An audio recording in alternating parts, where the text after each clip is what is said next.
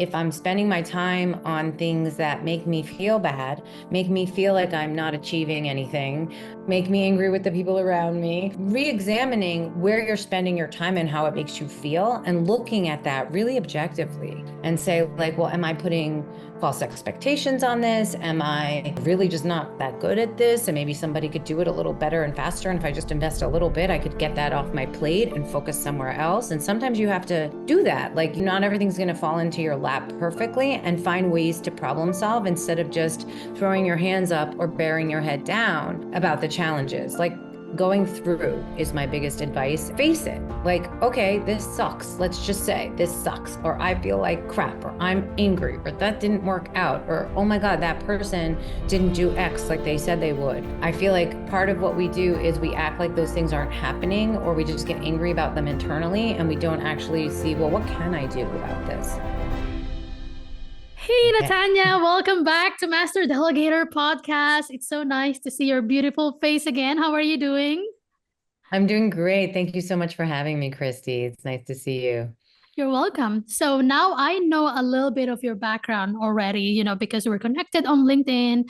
And I also went to your website and, read some of the cool things that you are doing. And I feel like since the last time we spoke, I feel like there has been changes to what you're doing as well. So I want you to sort of like reintroduce yourself to me and introduce yourself to our listeners as well. Okay, you got it. I'll try and be as succinct as possible. There's a lot of burners going right now. We're like a big restaurant almost, right? My name is Natanya Wachtel, and I like to build bridges, right? I build a bridge between science and storytelling, business and advocacy, personal transformation, and cultural impact. My main sort of organization that I founded in 2008 is called the New Solutions Network, and it's a collective, and it reinvents the way people and businesses operate and the way we heal ourselves and the world around us. So I'm also the personality behind the Natanya Experience, which was a joke name, but is a media platform, honestly, that pulls from my journalism background and brings raw, unfiltered conversations about mental health and resilience and reinvention, and brings them to the mainstream. And we talked to all different kinds of people, and there's different kind of subgenres, and I'm bringing on more shows and more hosts in our media division. So you'll see a lot of that. But again, some people are, seeing me do this or surprised when we do this, but it's all kinds of folks, from professional athletes to everyday heroes to law enforcement and military, to those who've been incarcerated, to hip hop stars on Psych and Hip Hop. So we really kind of try and get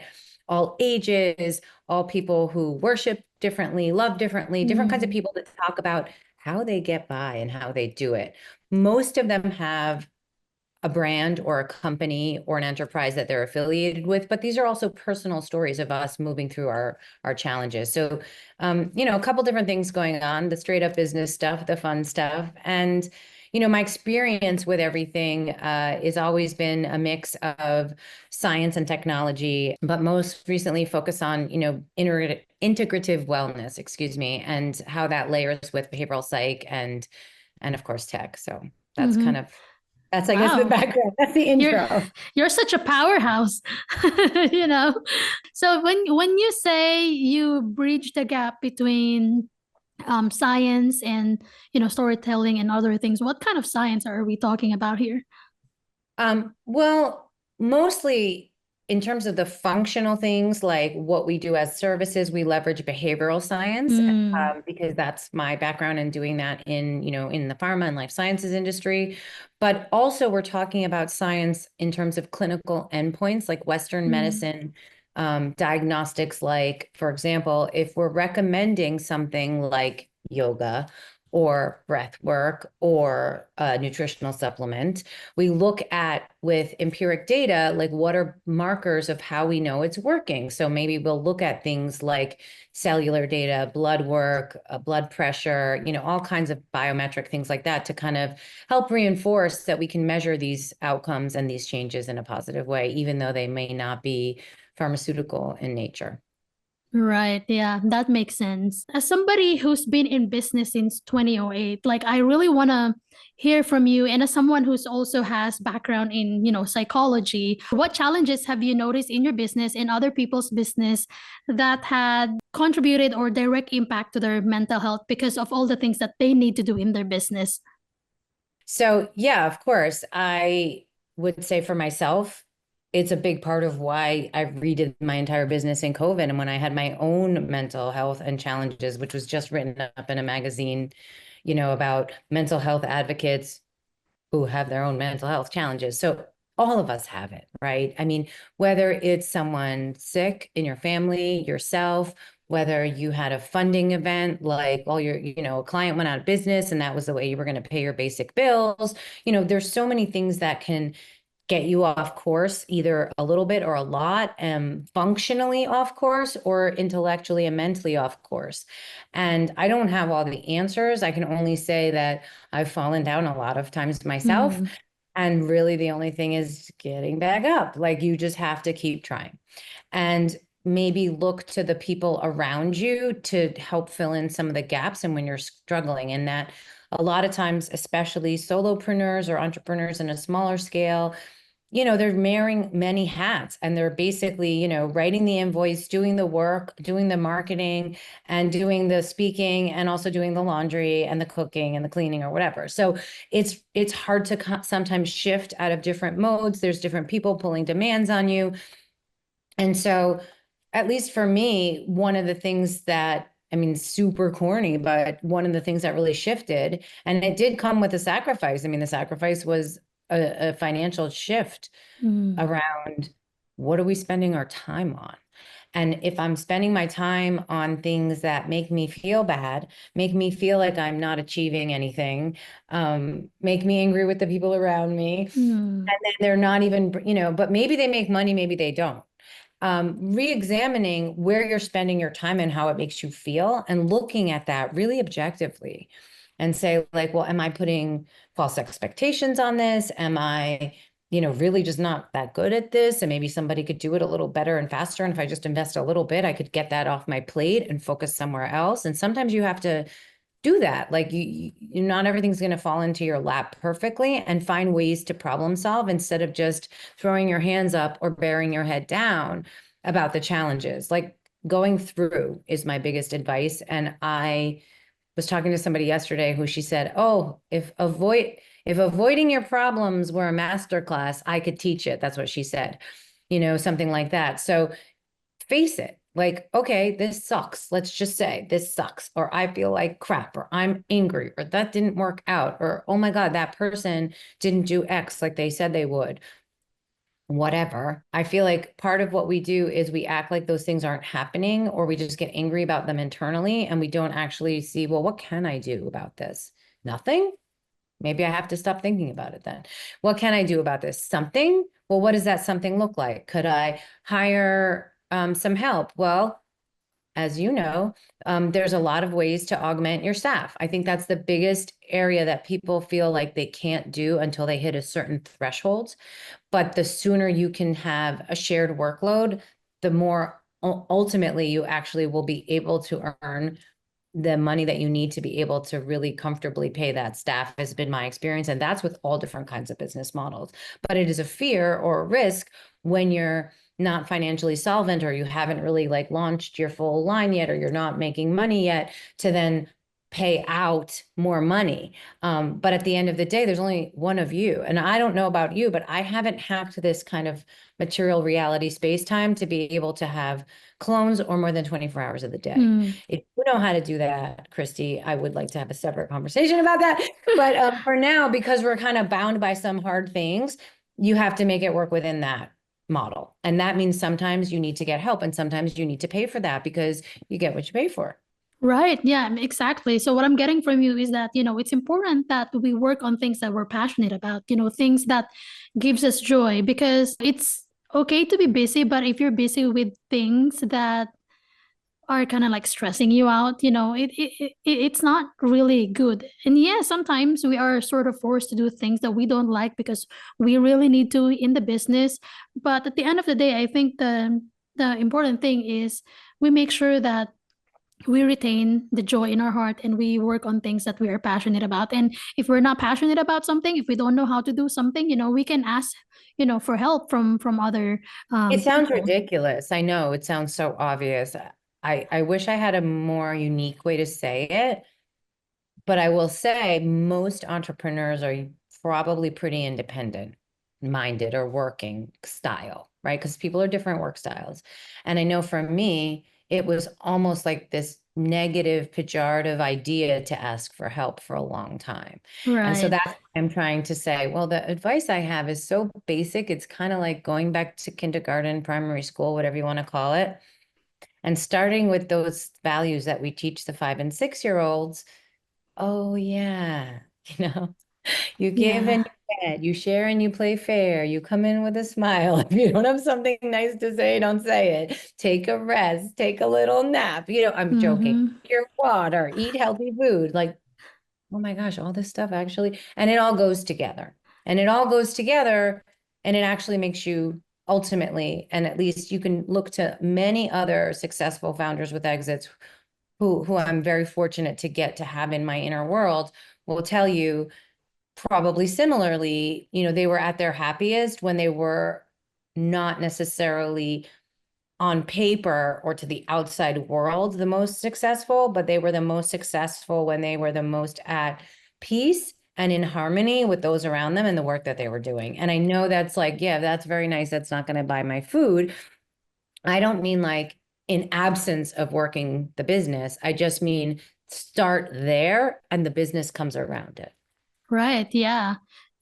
To be honest, you don't really have to be famous, in business, right? What's important is, your bottom line, like your profit, And I think because if you're profitable, then you have the money to pay yourself. If you have the money to pay yourself, then you can pay your bills, you have more joy and peace. So yeah. And also there is this thing that is called toxic productivity, right? Sometimes we want to be productive just because we want to be productive, just because we want to feel valued, just because we're doing so many things. But in reality, not everything should be done um, by us. So what's your experience when it comes to that?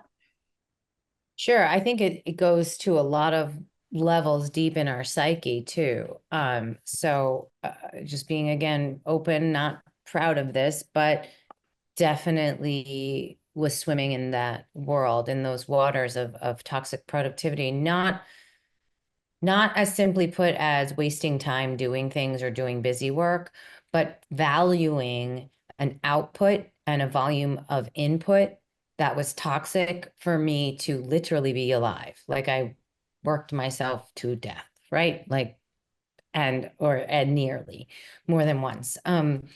Pushing my mind and my body beyond what is actually, and I don't even want to say work like balance, because that's kind of a stupid phrase that doesn't even really mean anything and have definition, but I mean something. Balance is what we think about of harmony, right? What I was saying Mm, before. So whether you have a million children or you're single, it's all defined by you. But most of us, I go back to that, well, there's 24 hours in a day. We need water, certain amounts of oxygen, we need certain amounts of rest to optimally function. Where I used to think, because also from an athlete's background, you're pushed past those signals of when it's too much. And it's a common thing for entrepreneurs and CEOs alike to burn out because of that value of productivity being the thing that you make and that you do is the thing that matters. right. Why do you think that is for some people? I mean, it starts from good good origins around, at least in this country, the American dream, coming from an immigrant upbringing myself. Right. Work hard, be successful is a mantra, is a motto. And the receipts come and show you. I don't mean like physical transactional receipts. I mean, the experience shows you, whether it's in, cinema or in literature or what have you, and you read about founding empires in this country, right? Bezos and everybody else, you see hustle and the hustle culture. Oh yeah. And you see that that's the value, but there's also hustling in a circle, like Alice in Wonderland style, 3 steps forward, 2 steps back, going in a circle just for the sake of movement. And discerning the difference, I'm still working on, but I know it's one of the things that, because I have a lot of young people in our organizations that we support, as well as within my organization. And it doesn't have to be a young person, but it's often someone starting out that's so hungry and so eager to do such a good job that they're trying to do everything. And I have a lot of people often say that to me, like, oh, you do so much. Oh, it's all over and I'm like, yeah, but it's actually, if you time box these things, are not so much. And I still spend a lot of time doing fun stuff and not work stuff. But that's what you see because that's what we put on the internet. So knowing the difference between what you're really doing in your real life and what your social media is saying and doing, and not losing sight of that, that at the end of the day, I don't care how many followers you have or whatever, like, it doesn't mean anything. Yeah, So yeah. I love that. it doesn't mean anything, and it may or may not even mean anything to your bottom line. Exactly. So more important is to remember the you that you want to be every day, and start Exactly. with that, and then give Mhm. yourself maybe, tasks or pro productivity goals that are reasonable. They can still be stretches. You can have, like, this is my short-term list and this is my longer-term list. But that's what I would suggest anyway. And that's what I had to kind of do for myself. Give myself permission to not do everything on the list and not feel like I was a bad person or unaccomplished because I didn't do 75 things in a day that most people would do 3 of those things. And I Yeah. didn't even realize that my scale was so exponentially greater than maybe a regular person until other people were like, wait, I mean, I had people say, are you one person? Yeah. I mean, do you consider yourself a type A person? I mean, I say I'm recovering type A. You're recovering type A. Yeah, but most type A people, they can do different things and still have time for something else, right? Because, I'm a type A person as well. I do a lot of things. And outside my business, I have different hobbies. I have different, passive income as well. So I was just thinking to myself, it's like, I'm doing a lot of things, but how come I can still, finish work at 6 p.m., have dinner and watch Desperate Housewives? That's what I'm currently watching right now. But I was like, well, it's good. I should not complain. But yeah. Are you sick and tired of being overwhelmed and afraid you'll never scale your business? Meet Smart VAs. Unlike many virtual assistant agencies that only assign one dedicated virtual assistant, we provide flexibility for growing businesses by assigning a team of experienced virtual assistants that can do different tasks to support your continuous growth. Visit smartvas.online to book a free discovery call and start growing your business.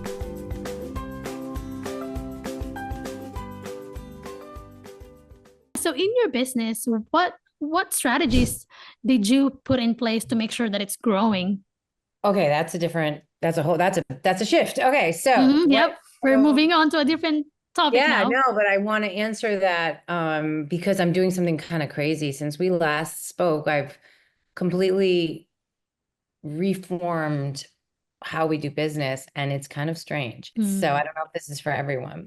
We started to focus on the relationships first and nothing to do with products and services. Now, I don't mean like nothing to do like an Olympic skier and offering him tacos or something. Like, I don't mean that. But what I do mean is, coming from life sciences, pharma, and larger corporate structures, we would often have meetings where we were brought in for a specific idea, task, or problem, and it would start with 3 months of contracting before anything really happened or was discussed. And then once all the contracting was set, meaning around the general idea of 2 companies working together, the functional things that you can do together, the price of how everything might be, and then what you would deliver, and then you start to have a meeting. Now we are meeting with people that we're inspired by, or they come to us, right? I've seen you do this thing. I saw you speak at this event. I read your research on this area of scientific exploration.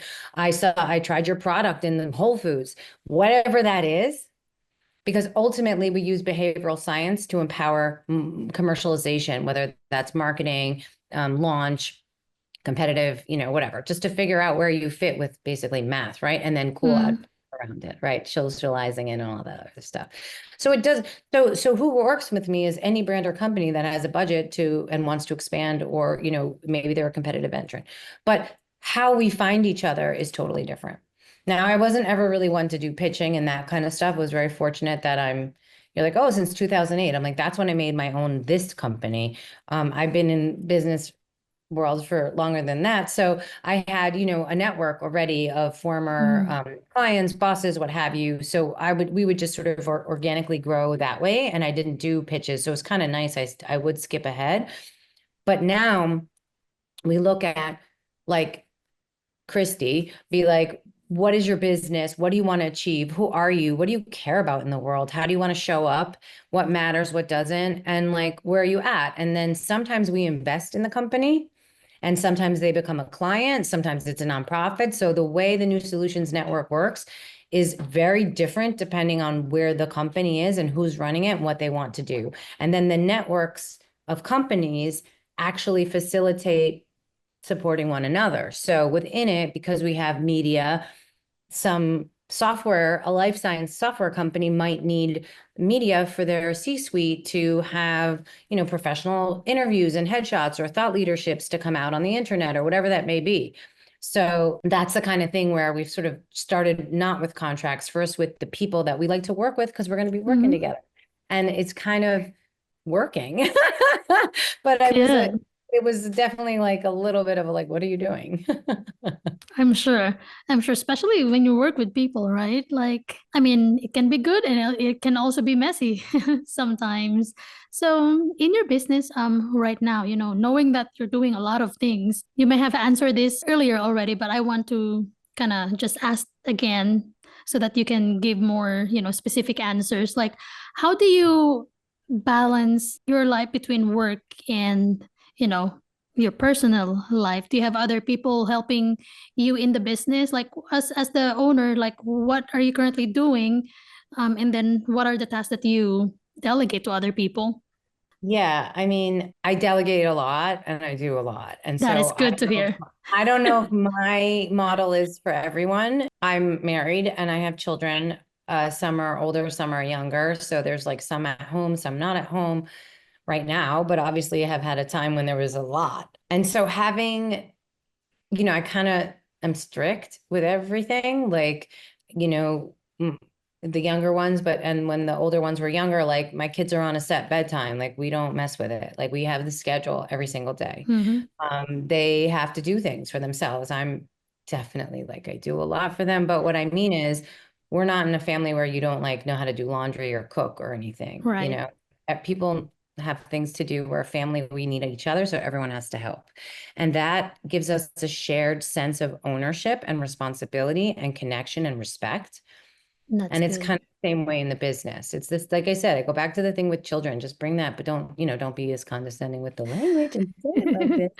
But it's the same thing with the adults and in the workforce. So it's, we have several work streams. We have 4 divisions. We have a life sciences division. We have a consumer wellness division. We have a media division and advocacy and philanthropy. And each one of those have a lot of people helping execute, manage, liaison, triage. We have partners. We have interns, undergraduate, graduate school interns. We have universities coming to work with us all the time because we have apps and, we have a lot of things going on. So, I mean, it's hundreds of people. I wouldn't be able to do that all. But at the same time, as of now, I'm still sort of the top of the spear. So it's difficult. Some people, even if I give them permission to make decisions on my behalf, they're hesitant to. And that's another thing you'll find.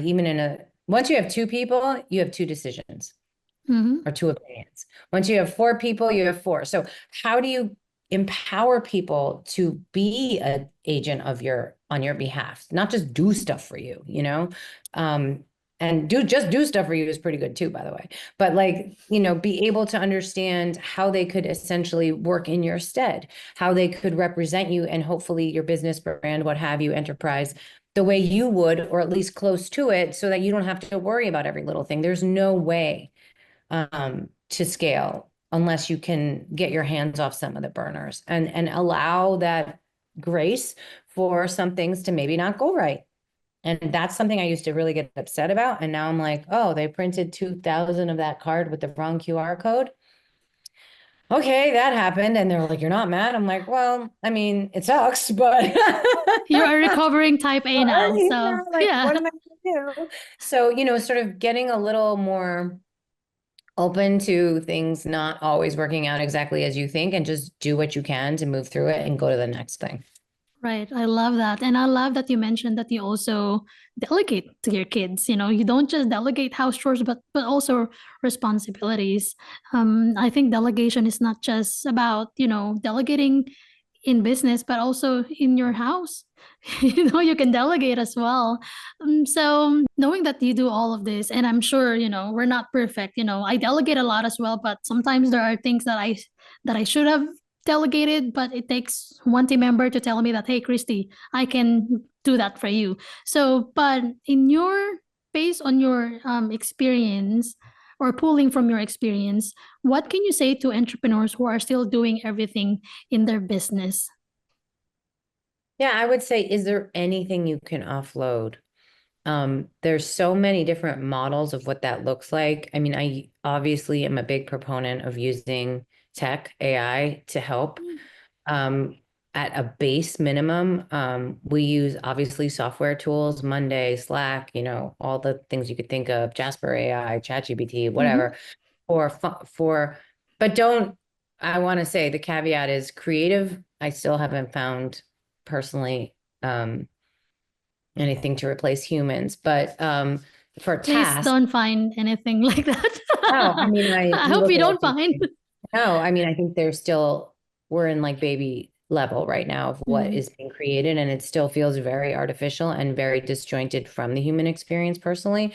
We spent, and props to my co-founder of Evermore, I mean, the real creators, Ivy Michelle, she, really looked at AI from the most empathic, I mean, it's called empathy AI, underneath it's a mental resilience app for youth, how to mimic as close to possible the values that we have for connecting with other human beings into the rules or the algorithms or the logic of the AI, right? But that's one specific execution of that, mostly on business function, whether you have a car wash or a beauty salon or a consulting service, right? I'm just picking random things. That, because they're all different, but they're all just, a business maybe has a physical space, maybe it only is a virtual space. Doesn't matter. There's going to be tasks. There's going to be tasks about your finances, about customer data that comes in, about promotion and marketing, about paying your own invoices, whatever that is. The more you can automate that, or if that's not your skill set, hire someone who knows how to do those things. And then you'll find maybe it gets you 1 hour back a day. Maybe it gets you 2. Prime time, not fighting and wrestling with figures and facts that maybe that's not your strong zone. I think it's like this weird merit badge that we would all as entrepreneurs do everything and kind of almost burn ourselves into the ground for the sake to say, we did it ourselves. I'm like, guess what? It's actually not that. I'm not proud of that flex anymore. Yeah, I love that. There are definitely a lot of ways we can do. We can either automate or delegate to other people, right? So I want to go back to what you said. You're kind of like proponent to using AI, something like that, or I don't know. Tell me more about that. Basically, anything that you need to do for your business to function, there's probably a tool that can help facilitate that, or a person who knows how to use those tools efficiently. That could probably be a low-cost addition, like a virtual assistant who can handle things like billing, invoicing, maybe basic social media, that kind of stuff. So I just encourage people to explore those things, and it doesn't matter if you don't know how to do it. You don't know how to do it. That's fine. That's why you're going to have someone else do it. But just like there's also that fear of the unknown that gets people to be like, it's AI and AI, and they like put their hands up and get scared of it. Yeah. Because initially, people, when they think of AI, they're like, oh, I'm not techie, Right. but they just don't know that in their business, they're already automating. Right. And yeah. what is the AI that we're talking about here is very basic intelligence. And it's really just, if you think about that delta from the initial wooden beaded abacus to calculator to Mm-hmm. computer. Just like that. So if it's project management, if it's billing, if it's coding, if it's like, we talked about tasks that have maybe repetitive nature to them, very fixed boundaries, like pay this on this date or this goes to this place. You could manually do everything, or you can use software tools or people who know how to use the software and tools to just take care of those tasks and things for you on a regular basis and free your time up. Maybe that time for you to take a nap, maybe to have a margarita, Yes. whatever you're into, maybe go dancing, maybe listen to a motivational audiobook, whatever, however, but it's a time that you're not going to yourself in your cells, getting yourself angry about doing your books, for example, like your bookkeeping or something. A lot of people, are that's one of the areas is sort of invoicing, billing, and calendar setting that people are reluctant to hire someone for because they seem like they should be able to do that. They're not necessarily super complicated tasks. Right. They can be irritating, they can slow you down, and they can distract your focus from the building of the business Right. or the breaks that you might need. Yeah. I love that. So many great insights, Natanya. I love it. I'm so glad I don't that know. I'm so glad that we're doing this interview again. But I want to wrap up now. And so if you have any resources that you would like to share to our audience, that would be the time to share those resources. Sure. Well, I'm actually, it's a little early, but I can probably say I'm going to be launching chapters of my book in an audio book called Talk Dirty to Your Brain. And it is I about like it. hacking your subconscious, right? Hacking your brain a little bit to help you move through those doubts, those limiting beliefs that tell us I can't, or I'm no good, or I didn't do enough. And, I'm not done. I'm just on my way, and I'm a little bit ahead, I guess, because I've fixed some things and I'm still working on others. So I'm just sharing everything that I learned along the way. And kind of in like a fun way, obviously. Talk dirty Right. to you. Yeah, I Doesn't like it. neuroscience book. So is the book, are you just releasing one chapter for now first? Yeah, we're teasing it out because it's not going to be till the summer that's like really out. And so we had an opportunity because of the media company business and working with some, let's just say real celebrity, not me, people, for their biographies and stuff. We've been in a recording studio and I was like, wait, I want to do my book this way too. So I kind of hijacked my own launch plan to make it audio because I don't think anyone reads anymore. Sorry. I'm like, sorry.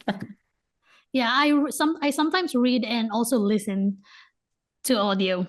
So I sometimes I do both, but yeah, let me know once it's out. I'm interested, I love reading books. I love listening to audios, podcasts. So I will once it's out, I will edit the show notes and include the link Oh, you're very kind. Thank to you. that to the Yeah, the chapter. thing I would say, and this is available for free, and it is targeted slightly, at least in the aesthetics for, like Gen Z, younger, but it is for any age. Yep. There are paid tiers, but we have free for the mental resilience app we have called Evermore, which I know we were going to put in there, and EPRMORE.io. That reason I want to say that is it is for people struggling and also for people stuck, right? So it was designed for young people and to like unlock your inner superhero, has game theory built into it. It's an audio journal, a voice journal, and you talk to it and it synthesizes where you're at and helps you move into where you want to go. It's kind of like a choose your own adventure I know game. a lot of people who needs that.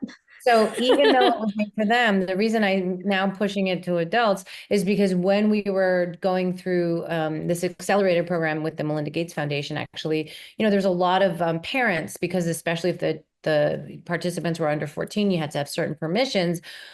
We're like, this is so cool. Can I do it? And we're like, well, yeah, it's for anyone. It's just really the tone is written younger. Yeah. But the tools are based on psychological paradigms of growth. So it actually is built on psychology. It's just not a diagnostic. It's not a depression or a therapy tool. It's more like get you from here to there. And there is, Right. some layers to that. So I would thank you for letting me like plug that, but that's Yeah. more, at least anyone, it can help anyone and it's free and it's there. We all need that. I'm so excited about it. So, all right. Well, any last few words of wisdom to our audience today? I don't know about wisdom, but thank you for bringing me back, having this chat. It's always a little strange to be like, how do you do work-life balance? And I'm running around like a maniac all the time too. So I want to be really careful about, I'm not perfect and I'm working on it, and I'm just been around the sun a few more years than some other people, and sort of realized what was working and what wasn't working for me to be able to show up the way I want to. And if it helps anyone, awesome. And if, that's it. And if anyone's listening and hears anything they like, get in touch. LinkedIn is probably the best place to find me. Yeah. Well, thank you so much for your time today, Natanya.